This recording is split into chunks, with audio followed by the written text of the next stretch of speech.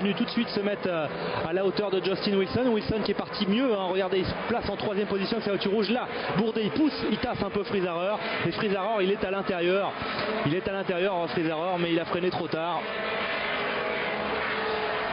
Et Justin Wilson, il est parti également, vous le voyez, dans les herbes. Et c'est Thomas Enge qui avait réussi à en profiter. Mais Wilson, il est en 2e position. Thomas Enge 4e. Et David Salens, imaginez, il est parti 15e. David Salens, il est 5e actuellement. Ça c'est important. Mais en fait, c'est Thomas Enge qui a pris un bien meilleur départ que Justin Wilson.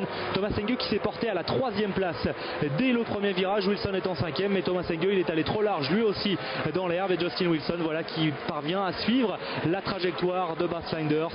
Beaucoup de monde dans le bac à gravier avec, regardez, là ça va dans tous les sens, près du muret des stands, près de l'herbe.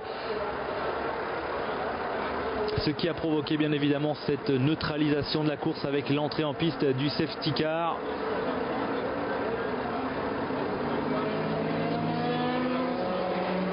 Et je crois que il y a Mario Haberfeld qui avait pris un bien meilleur départ aussi que Mark Webber, qui est monté lui sur le pneu arrière d'une monoplace devant lui. Je crois que c'est sur une monoplace du Team Astra Omega effectivement.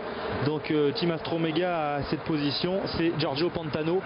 Et Mario Haberfeld il est monté, regardez si vous la voyez juste à droite, la voiture jaune, et derrière une voiture bleue et jaune, voilà, qui monte sur la pneumatique arrière gauche, c'est Mario Haberfeld. Et il y a Mark Webber, son coéquipier, qui reste bloqué lui aussi dans le bac à sable.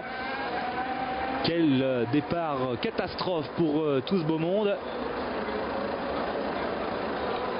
avec un Wilson qui est complètement surpris lui aussi. Et regardez, Haberfeld, voilà, il vient de faire la grimpette sur Pantano, il lui arrache l'aileron arrière. Et il y a Mark Webber aussi qui est piégé dans la mésaventure. Donc les deux pilotes Supernova qui sont piégés par cet accident au départ. Et malheureusement, j'ai bien peur que Sébastien Bourdet ait été contraint à l'abandon. Oui, il n'est pas impossible que le train avant ait été faussé par la petite touchette de Friesaker sur sa roue avant droite. Il y a Darren Manning